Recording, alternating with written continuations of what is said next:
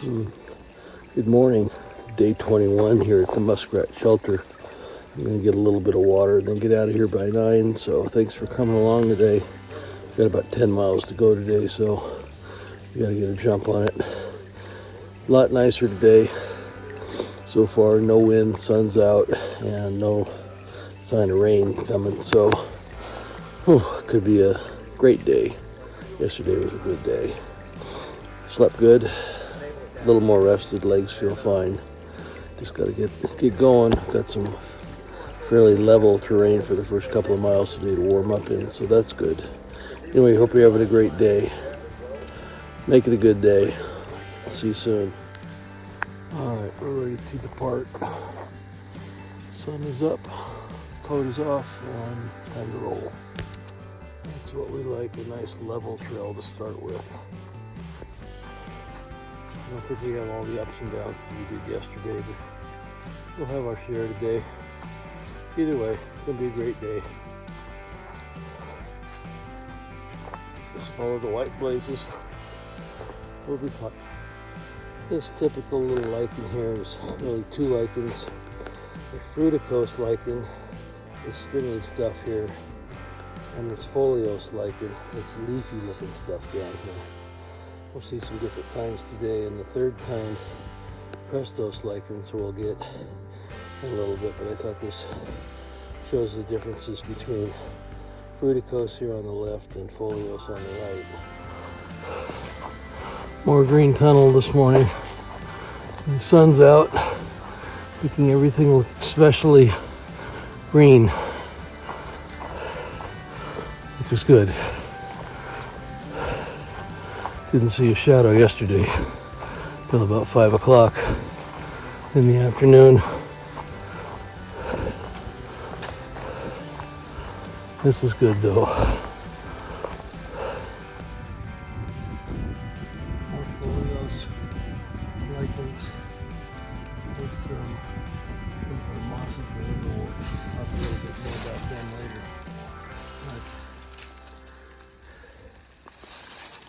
Lichens are built kind of like a peanut butter and jelly sandwich. By that I mean they're a symbiotic relationship of two organisms. One, a fungus, usually a sac fungus by the way it reproduces, and the other, some kind of blue-green bacteria.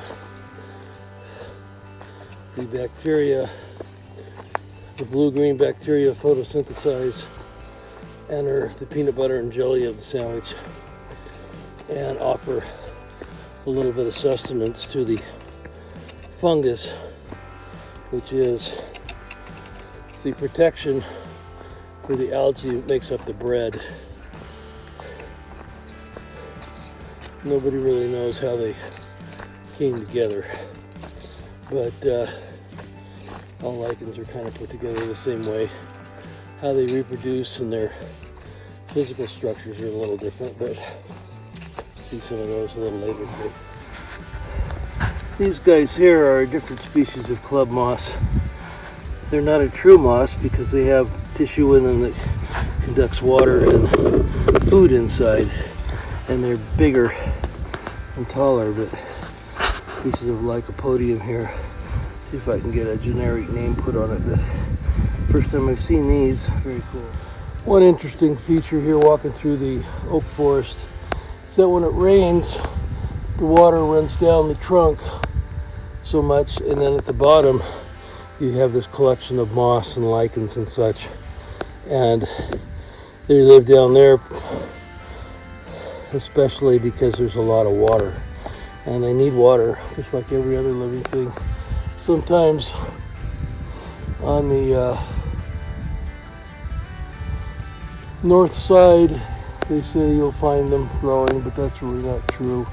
But up on this stem up here, this tree trunk, they're primarily growing up on the side over here. So, but down at the base you can see the majority of these guys live where the water drips down. A fairly large burrow on that broken off oak tree over there.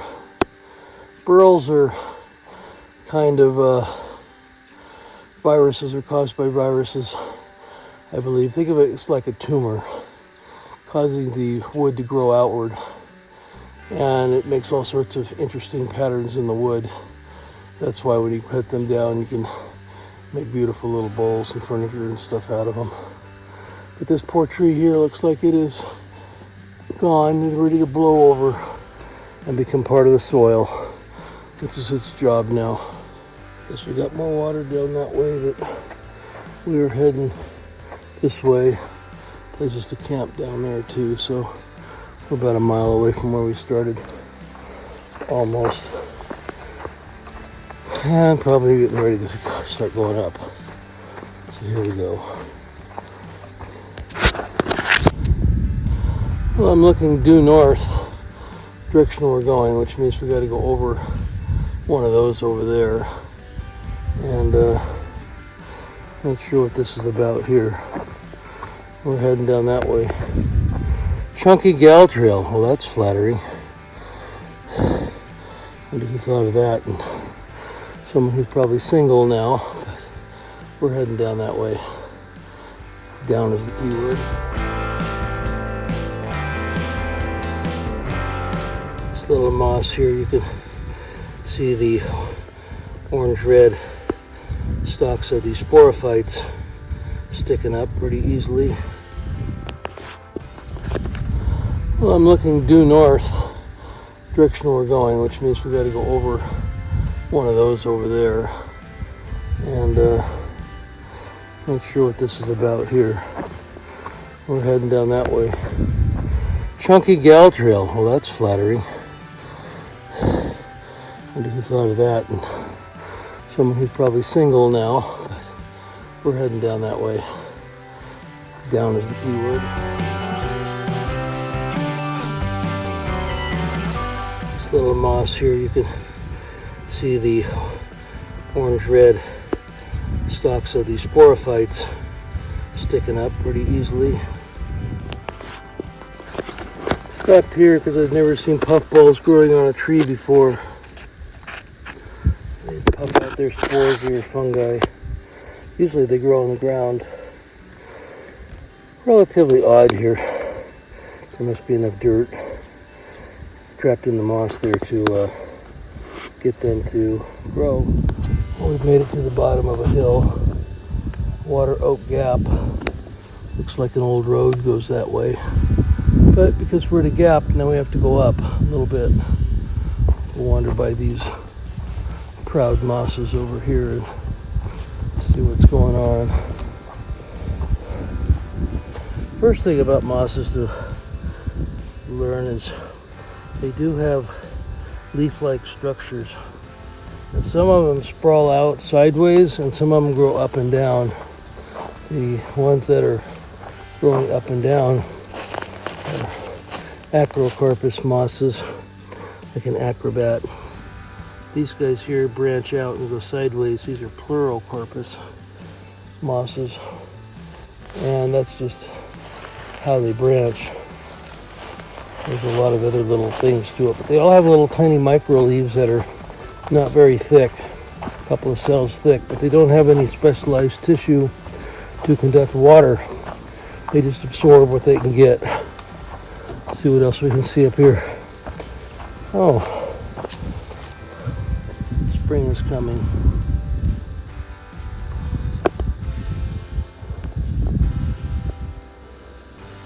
These are Acrocarpus mosses. They go up and leaves come out from the stem. They do not branch so much.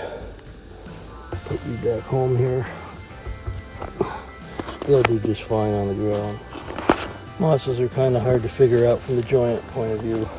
You have to get down to the elf point of view or the ant point of view to see either Acrocarpus or Pleurocarpus. A lot of these mid-sized logs here are being decayed by this fungus. It just eats up the heartwood inside, turns it into soil.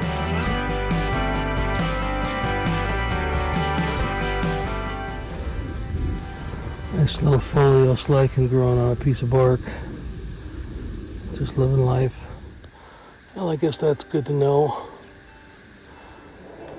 Looks like fun. It's a little steep up here. Our first official blowdown of the trip. Yay. Down here at Deep Gap. A sure sign of spring. Alright, daffodils. Yay. Now we have to climb up. Come on. Climb up that. Standing Indian Mountain. 2.5 miles up.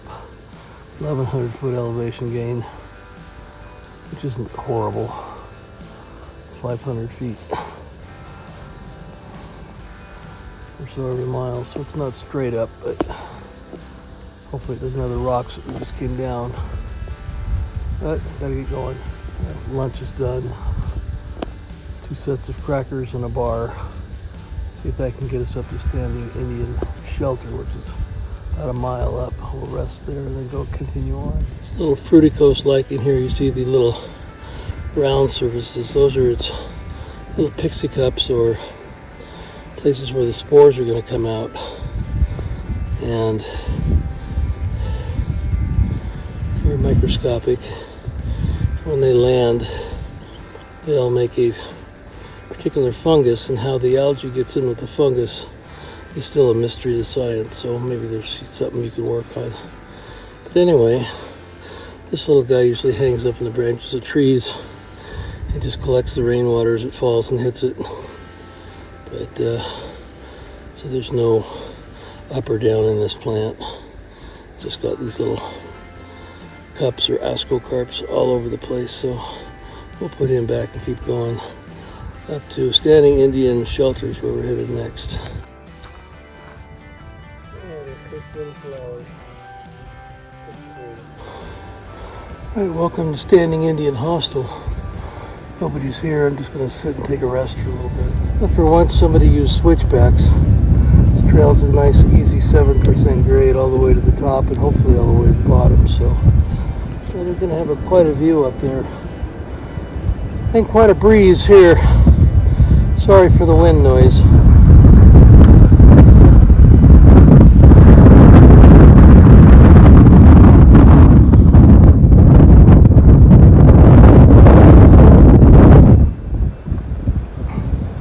See if we can get up a little higher. All right.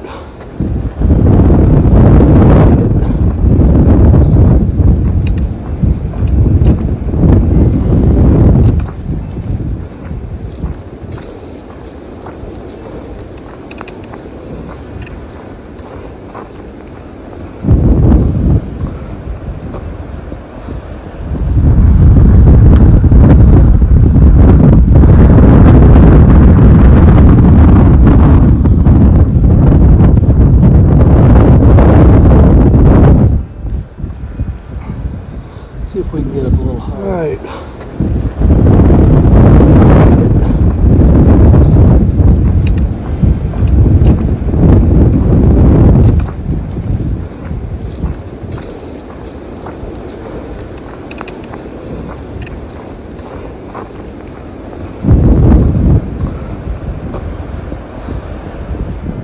Standing Indian Mountain is 5,478 feet. And we've got 2.8 miles to go, 1.8 down to the stream where we're going to fill up water because I don't trust the one down at the bottom. And then we'll wind up not in a shelter tonight, just in a place to camp. So I got to gather up enough water at the next one to get me through tonight and the morning. Whew, that wasn't a bad grade, but it's just kind of long. So I hope the grade down is the same as the grade back up, because that really wasn't too bad.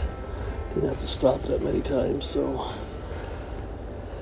anyway, so we're getting down. We're going to reroute plans for Thursday a little bit and go out Rock Gap, which saves one hill. And guess what? Randy's coming in on Thursday from Michigan, so hopefully we'll meet up at the Grove Hostel and get going on Saturday. So apparently things are good at home, and he's heading back to trail. So talked to him before the top of the hill today, and that's good news for him. Good news.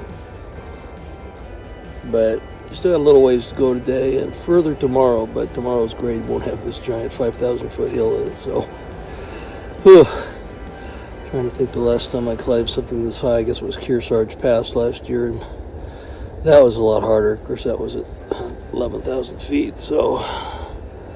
And up there you don't have trees around, you just have rock. But I've got rock bushes and new growth and all kinds of stuff coming up here, so. But a couple more swigs of water and I'll head down the trail and stop at the next little place to get water and fill up. Beautiful up here, a little noisy with the wind, but the clouds are making it nice, and you can see, like, I don't know, probably 50 or 60 miles in every direction. It's pretty cool, the little lakes and things, which video really doesn't show, but we'll see that. We got a couple big hills coming up. We got a big hill tomorrow. I think we'll go over the 100-mile mark tomorrow, so that'd be cool. So stay tuned. We still got a bunch of cool stuff to see. All right, here we go. This is the bad part of partial blowdowns. You walk right into them because you're looking at the ground. You walk right into this. It's so silly. Or sillier, I guess. Gotta look up every now and then, I guess. Onward. This is kind of the first big storm damage I've seen from Hurricane Helene. This mess right here.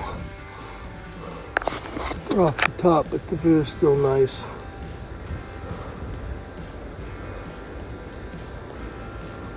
Puffy clouds moving north.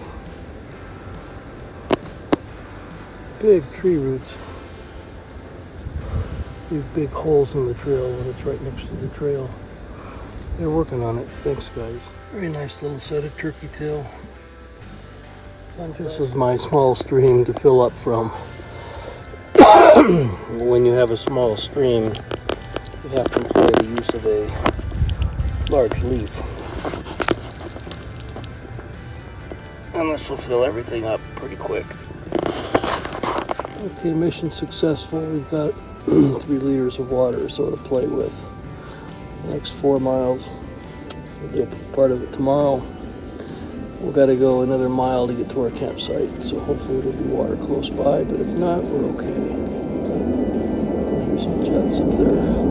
Do a lot of ranger training around here in North Carolina.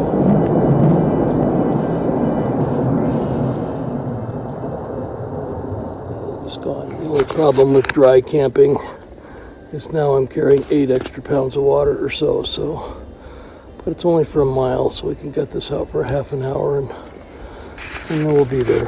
See you soon. Well, we're rolling in the Beach Gap where we're staying tonight.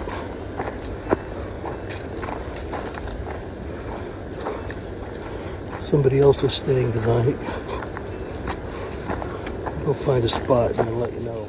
Alright, we made it 9.3 miles and we're going to set up right here alongside this little trail that leads down the water amongst this this rhododendron forest I'm in. There's at least one other person here, and I've got to get my water purification tablets in the water because I didn't filter it, and then I'm just going to sit here for a minute, take it in, and then get ready to make dinner. 5:30. Alright, I'm warm and dry. I'm not fed yet, but I did find a better spot, so we're going to move about 50 feet behind me where the main camper spot is. Some guys are here that I camped with last night from Muskrat Shelter. They're hammockers. They don't have tents, they have hammocks. So they're good here. They got plenty of trees, so one thing I got to do is find a place to hang my bear bag and put up my tent and getting things organized. That'll take a little bit of effort, but just had vitamin I, so I gotta let that work in. Nothing really hurts. My back is probably more sore than it should be, but my feet are good. Knees are better than usual. Head's good. I whacked myself earlier,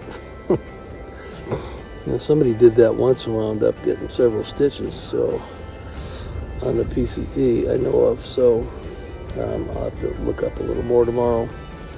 Tomorrow we got 12 to go, and then the next day we're going to get off a little early at Rock Gap, I think it's called. 3.2 and then head into town. I'll need to text them and tell them pick me up there instead of at the other site, which is a few miles longer. But I just, you know, you start wearing out after a while. I haven't had a break since the first hostel, and that was third day in, fourth day in. So, you know, an extra day out here just makes a difference. I mean, a night just makes a difference. If you just got to reload, drink a lot of water, and get a good night's sleep, rest, and get up and do it again. It's when the tent flaps all night, or it's blowing all night, or you're cold all night, or something that doesn't work, then the next day is usually a disaster. So as long as the feet are good and the knees are good and the back holds out, we're all right. So go set up my tent, get dinner made, go to bed. That's the plan today. So thanks for coming. I'm not going to add any more today. We'll show you tomorrow what we do. But yeah, walked all day with mosses and lichens beside me. I hope a little fungus sandwich lichens helped you learn a little bit about that. We'll go over all the mosses and liverwort tricks later. But there's, you know, the crustose, foliose, and fruticose lichens are out here. I'll just throw them in last year for review. But you know, walking all day with about 17 blowdowns, which isn't bad, considering this country was unwalkable about 3 months ago, right after the hurricane. And volunteers came in and cleared all this out. Now, some other things have fallen, that's just normal. And, you know, you just gotta go around it or go over it or under it. So we didn't have to go under anything today, we just went over everything. So that's okay. But tomorrow we got to get up and do it again, and then get ready to go into town and see my buddy when he comes in. Both of them, because I heard from my hiking buddy last year. And he's in North Carolina right now visiting a friend. He may come by Friday, and you know, we'll see how that goes. So, but it'd be good to see him too. So. Justin, just in case you forgot. We call him that because he has everything in his pack, just in case. Incredible, kind of like a kitchen sink out here. So, you know, he's got everything too in a huge pack. So, anyway, have a great night. Hope it doesn't rain on you tonight. Hope it doesn't rain on me tonight. There's a couple of clouds in the sky, so see how tomorrow goes. Take care, and God bless.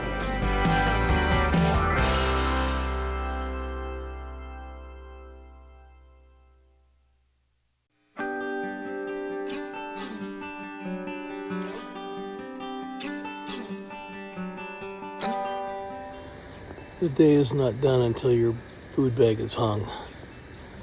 But third time, I finally got over that limb, stepped on something, tripped, fell back, hit my right shoulder, something snapped, and it hurts.